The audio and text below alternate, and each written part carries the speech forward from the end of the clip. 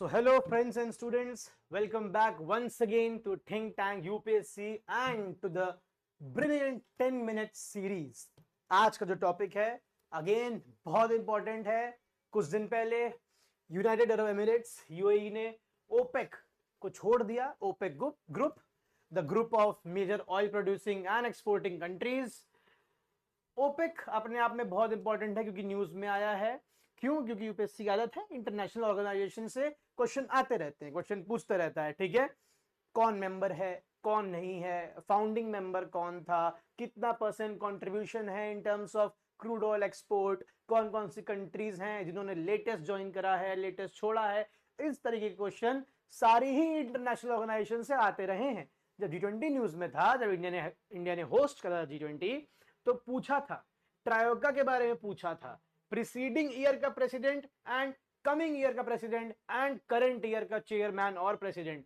तो ये सब क्वेश्चन न्यूज में आते हैं. एनालिसिस बहुत जरूरी है. ओके, सो इसी के साथ आज का टॉपिक शुरू करते हैं. यूएई लीव्स ओपेक और इंडिया पे क्या इसका यूज होने वाला है. Are the oil prices there to jump? आइए देखते हैं. सबसे पहले यूएई ने एग्जिट करा है ओपेक से. आपको रीजन पता होना चाहिए. ठीक है, कब? 1 मई 2026 इफेक्ट में आ चुका है. मतलब UAE is now officially not a part of OPEC. The full form of OPEC is organisation of the petroleum exporting countries.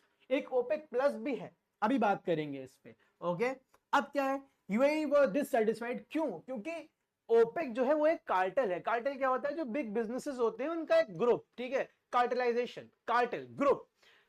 ये लोग क्यों बनाए थे ओपेक? क्यों ऐसा कार्टेलाइज? सिर्फ पेट्रोलियम एक्सपोर्टिंग कंट्रीज में नहीं, कई सारे दुनिया में चीजें हैं जहां पे कार्टेलाइजेशन होता है. ठीक है, जो मेजर एक्सपोर्टर्स होते हैं या कुछ लोग जो मोनोपोली होल्ड करते हैं वो कार्टेल बना लेते हैं, जिससे कि उनकी डिमांड्स, उनकी सप्लाई सब कंट्रोल्ड रहे और दुनिया से वो अपने टर्म्स के अकॉर्डिंग चीजें कर पाए. अंडरस्टूड? सो ओपेक बना ही इसलिए था आफ्टर द गल्फ वॉर. ठीक है, जब यूएस बहुत प्रेशर कर रहा था. ठीक, तो जो ओपेक है उसमें 11 कंट्रीज हैं. अब चलिए उस पे आएंगे. पहले बात करते हैं यूएई क्यों डिससैटिस्फाइड था. ओपेक जो है वो प्रोडक्शन जो है क्रूड ऑयल का उसको कंट्रोल करता है, जिससे कि दुनिया भर में जो सप्लाई है वो एक्सट्रीम ना हो या ज्यादा ना हो. मतलब एक तरीके से दुनिया में एक आर्टिफिशियल कमी बना के रखता है. किसकी? क्रूड ऑयल एक्सपोर्ट्स की या क्रूड ऑयल ट्रेड की, सप्लाई की. अगर सप्लाई कम रहेगी तो प्राइसेस हाई रहेंगे या फिर प्राइसेस अकॉर्डिंग टू ओपेक रहेंगे, जितना ओपेक चाहता है. अगर एक्सेस सप्लाई हो जाएगी दुनिया में तो कंट्रीज के पास बहुत सारे ऑप्शंस होंगे खरीदने के, तो प्राइसेस नीचे आ जाएंगे. तो ओपेक का एम क्या है कि पेट्रोल की या क्रूड ऑयल की सप्लाई जो है उसको लिमिट रखना, जिससे कि ओपेक डिफाइन कर सके कि प्राइसेस क्या होंगे क्रूड ऑयल के. अंडरस्टूड? बेसिक सा कॉन्सेप्ट है. तो ओपेक क्या करता है? प्रोडक्शन कोटा के हिसाब से करता है. Restricted ability to increase output. अभी समझाया.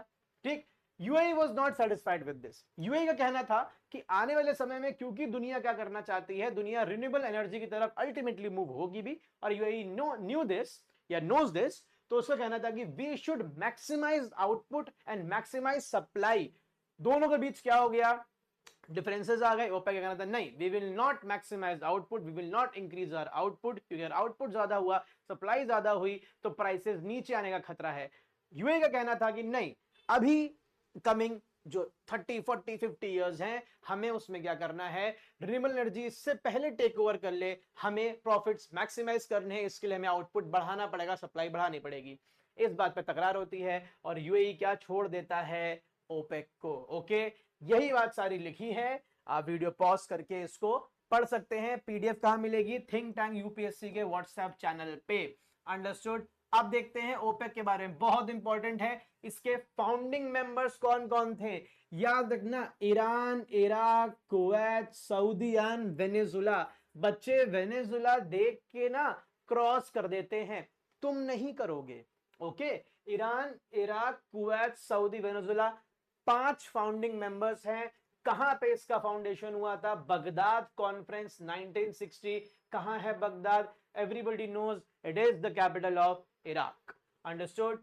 ऑब्जेक्टिव क्या था? Coordinate and unify petroleum policies among member Nations.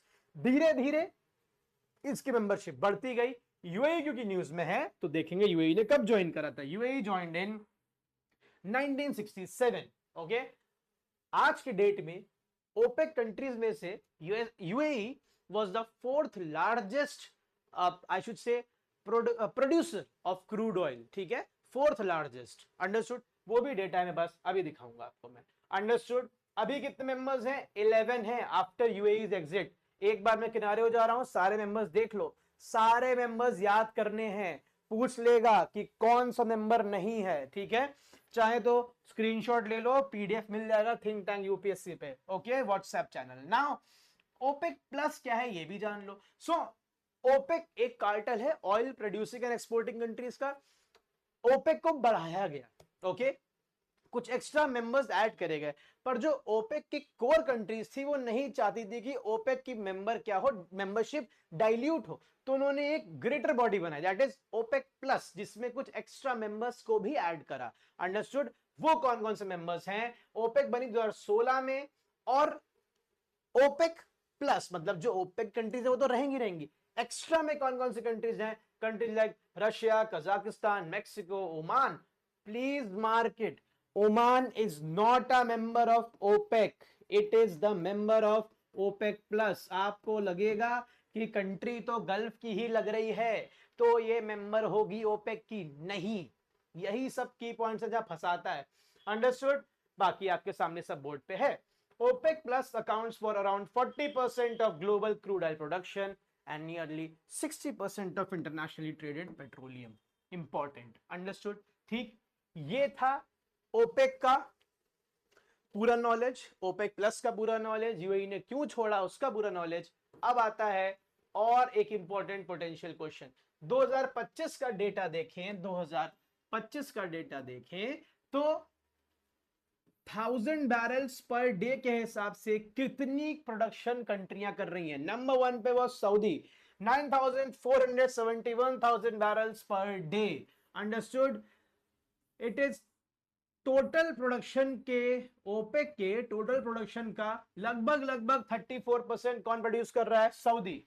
Second पे was Iraq at 14.54, then Iran, fourth पे था यूएई, मतलब अच्छा खासा प्रोडक्शन कंट्रीब्यूट कर रहा था, अराउंड 11 to 12%, ठीक है, दिस इज ह्यूज।